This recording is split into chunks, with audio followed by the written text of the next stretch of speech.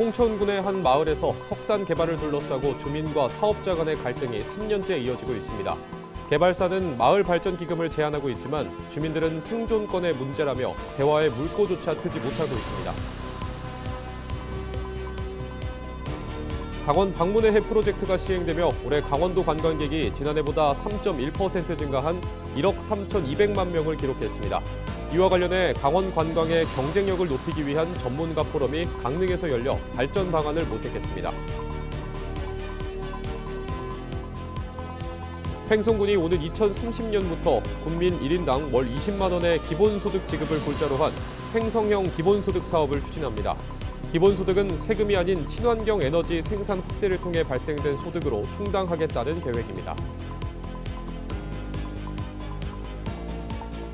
춘천시가 통학급행버스 노선을 춘천여고까지 연장합니다. 춘천시는 학생들의 통학 편의를 위해 소양동까지였던 S10 급행버스 노선을 춘천여고까지 늘렸다고 밝혔습니다.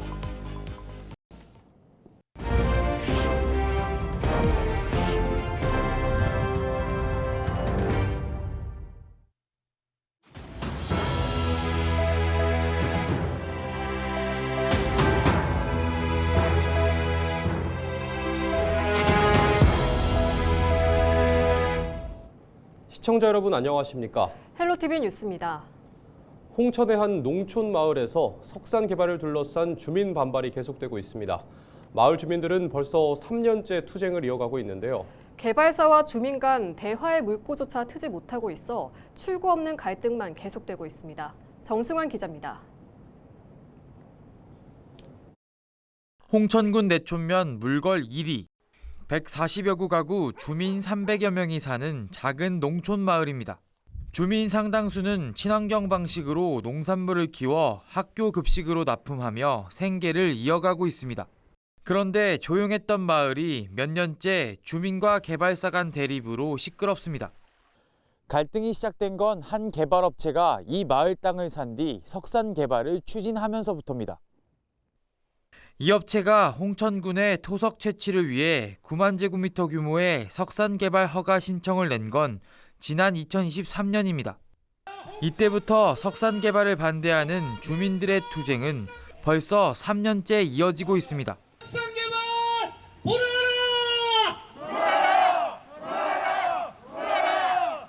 주민들은 분진이나 소음 등으로 인한 단순 불편의 문제가 아니라고 지적합니다. 개발의 영향으로 중금속 유출과 하천 오염 등이 발생하면 친환경 농사를 할 수 없어 생존권까지 위협한다는 겁니다. 주민들은 또 개발을 허가하면 결국엔 개발사가 보유한 주변 산림까지 개발 면적을 넓혀 산림을 크게 훼손할 거라고 주장하고 있습니다. 불편함의 문제가 아니라 이건 생존의 문제입니다. 왜 그러냐면 친환경 농업은 예를 들어서 중금속이라든지 비산이라든지 아니면은 오염이라 이런 데 굉장히 첨예하게 예민한 부분이고 그 부분이 하나라도 검출되면 다 인정이 취소가 됩니다. 석산 개발 업체는 주민의 입장을 이해한다면서도 사업 추진 의지를 굽히진 않고 있습니다. 이미 두 차례 강원도 산지관리위원회에서 재심의 결정이 났지만 요구사항을 보완해 다음 달 중 재심의를 요청할 예정입니다. 앞서 강원도 산지관리위원회는 재심의 결정을 내리면서 주민 상생 방안 마련 등을 요구한 바 있습니다. 업체 측은 마을 발전 기금을 제안하는 등 주민 설득을 위해 노력해왔지만 일부 주민의 반대로 대화의 물꼬를 트지 못하고 있다고 주장했습니다. 저희들이 이제 마을 발전 기금 이제 3억도 제시했고 마을에 뭐 행사나 뭐 이런 거 저희들이 또 이제 상생할 수 있는 길이 또 모색을 하잖아요. 그래서 저희들도 이제 거기서 뭐 마을 사람들이 이제 필요하다면 뭐 고용 창출도 조금 해줄 수도 있고 이제 저희들이 이제 그런 걸 제시를 했어요. 주민 생존권과 개발사의 사업권 주장 사이 최종 허가권을 가진 홍천군의 고민도 깊어지고 있습니다.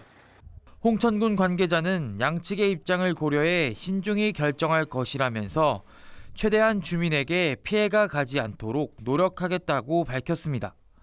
헬로티비 뉴스 정승환입니다. 강원 방문의 해 프로젝트 시행 첫 해 강원도 방문 관광객이 증가하는 등 성과를 내고 있습니다. 다만 국제 관광도시로 도약하기 위해 해결해야 할 과제도 적지 않은데요. 강원 관광의 경쟁력을 높이기 위한 포럼이 강릉에서 열렸다고 합니다. 보도에 최성식 기자입니다. 2025-2026 강원 방문의 해 선포식이 열린 것 지난해 11월. 대한민국 관광 수도인 강원도가 국제관광도시로 도약하겠다는 의지를 공식화한 자리였습니다. 반년 뒤 서울 청계광장에서는 수도권 강원시대를 알리는 대대적인 행사도 마련됐습니다. 서울에서 춘천 원주는 불과 1시간, 강릉도 2시간이면 닿을 수 있다는 점을 홍보하며 수도권 시민들의 인식 개선에 나선 겁니다. 강원 방문의 해 프로젝트의 첫 해 성과는 수치로도 나타났습니다. 올해 강원도를 방문한 관광객은 10월 말 기준 1억 3,245만 명으로 지난해 같은 기간보다 3.1%가 늘었습니다. 이런 상황에서 강원 방문의 해의 성과를 점검하고 발전 방안을 논의하는 포럼이 강릉에서 열렸습니다. 강원도는 내년까지 이어지는 강원 방문회 프로젝트를 통해 강원 관광객 2억 명 시대의 기반을 마련한다는 계획입니다. 전문가들은 앞으로 고부가 가치를 창출할 수 있는 고급형 관광시장을 적극 육성해야 한다고 강조합니다. 특별한 공간이나 인물, 시간 등 강원도만이 가진 차별화된 경험이 관광산업의 핵심 요소로 꼽힙니다. 그런 특별한 것들 중에 좀 갈 수 있는 부분들이 저는 조금 앞서서 약간 기술적인 거나 어떤 규제나 이런 것들을 좀 요즘에 여러 가지 스마트 관련된 부분들에 대해서 좀 충돌되는 부분들이 많거든요. 강원도에서는 다른 데서 못 해보는데 이런 것들까지 좀 허용이 되는 거구나. 국제 경쟁력을 갖추기 위해 외국인 대상 관광 인프라나 콘텐츠 확충이 시급하다는 의견도 제시됐습니다. 저는 굉장히 강원도가 지금 약간 동남아 위주의 지금 그 외국인 관광 시장을 갖고 있다면 좀 글로벌 타겟 마케팅을 굉장히 강화해야 될 시점이 아닌가라는 생각을 해봅니다. 특별자치도 출범으로 강원도 관광 산업에 새로운 제도적 기반이 마련된 점은 충분한 장점입니다. 접경 지역의 규제 완화를 통해 평화, 생태, 안보 관광을 세계화하고 폐광 지역을 복합 문화레저 거점으로 탈바꿈시킨다는 구상입니다.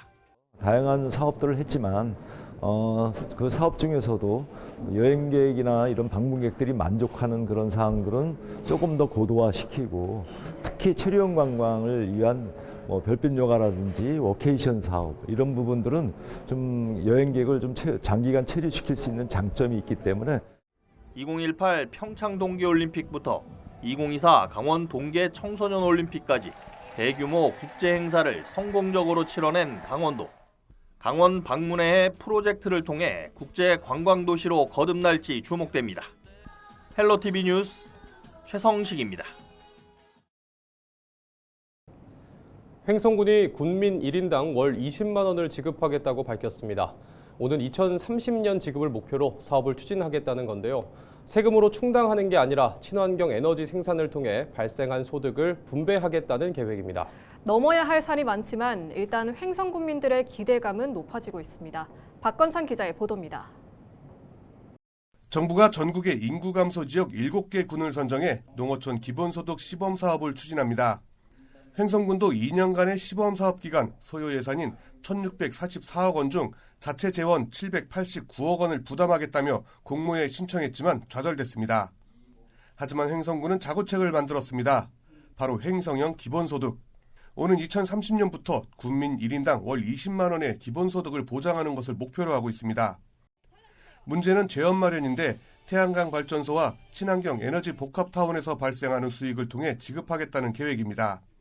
지원이 아닌 새로운 소득원으로부터의 소득 분배라는 겁니다.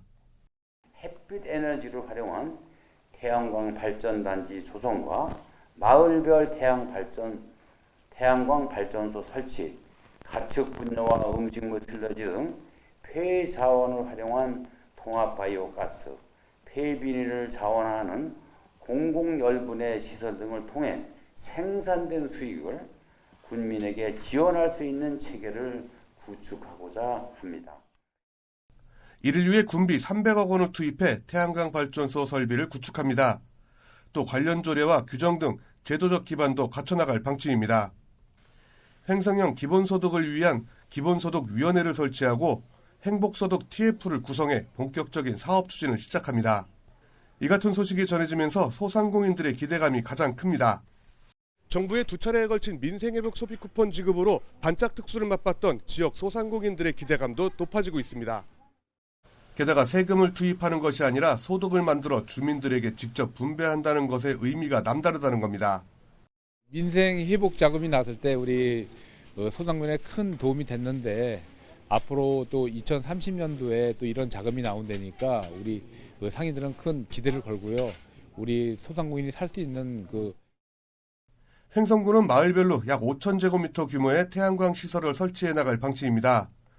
횡성군 전체적으로 약 66만 1,157제곱미터 정도의 태양광 시설이 들어설 것으로 예상되고 있는데 이 같은 규모는 횡성군 전체 면적의 약 0.7%가량입니다. 횡성군은 이모빌리티 거점 도시와 함께 친환경 에너지 생산 확대로 횡성형 기본소득의 꽃을 피우기 위한 씨를 뿌리고 있습니다. 헬로티비 뉴스 박건상입니다. 춘천시가 통학 급행버스 노선을 춘천여고까지 연장합니다. 춘천시는 학생들의 통학 편의를 위해 소양동까지였던 S10 급행버스 노선을 춘천여고까지 늘렸다고 밝혔습니다. 이와 함께 실제 정류장과 버스 안내 플랫폼상 위치가 달랐던 정류장 5곳의 위치를 수정했습니다.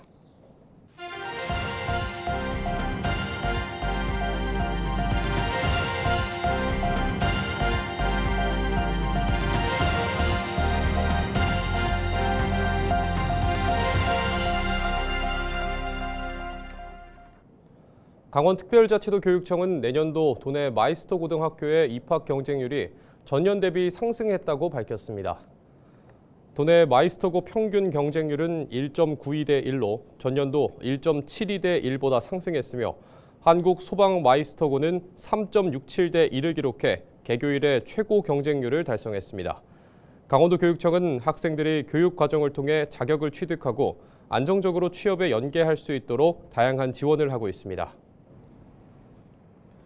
강원대학교 라이즈 사업단은 AI 기반 재직자 대상 사무 역량 강화 교육을 운영한다고 밝혔습니다. 교육은 춘천 지역 아동센터 재직자와 정보교사 등 약 100명을 대상으로 다음 달 6일까지 춘천 커먼즈 필드와 원주 시티 호텔에서 진행됩니다. 이번 교육은 급증하는 디지털 기반 업무 수요에 발맞춰 AI 활용 능력을 끌어올리기 위해 마련됐습니다. 태백시가 내년도 예산안 6,007억 원 규모를 편성해 태백시 의회에 제출했습니다. 내년도 예산 규모는 올해 본 예산 대비 1,000억 원이 증가한 규모로 태백시 개청 이래 최대 규모입니다. 주요 사업으로는 미래자원 클러스터 조성 사업에 60억 원에 산림 목재 클러스터 조성 사업에 77억 원, 통합 공공임대주택 건립 사업에 143억 원 등이 투입될 예정입니다. 국립강원전문과학관이 시범 운영을 마치고 오는 12월 2일부터 정상 운영에 들어갑니다. 정상 운영 전환으로 관람료를 징수하고 교육 프로그램 운영, 홈페이지 예약 시스템이 마련됩니다. 또 12월 20일부터 내년 1월 31일까지 겨울방학 교육 프로그램이 운영되고 초등학교 저학년 및 가족이 참여하는 프로그램이 12월 한 달간 무료로 운영됩니다. 강원지방기상청이 26일 기후변화 재난방제 토론회를 열고 강원 지역 재난방제 정책을 논의했습니다. 기후위기와 강원 물관리 정책을 주제로 열린 이번 토론회에는 시군 담당 공무원과 시민사회단체 등이 참석했습니다. 또 최충익 강원대학교 교수 등 수자원 전문가가 물관리 대응책에 대해 발표했습니다. 원주시가 문화공유 플랫폼 야외공연장 활성화를 위해 시민작품 전시회와 금요 영화 상영회를 진행합니다. 시민작품 전시는 시장문학회 시화전과 2025 꿈나무 사생대회 수상작품 전시회 등이 펼쳐집니다. 금요 영화 상영회는 시민들이 텐트를 직접 설치해 영화를 관람할 수 있으며 가족 단위로 관람이 가능한 영화를 선정해 아이스에이지 3와 폴라 익스프레스 등이 상영될 예정입니다.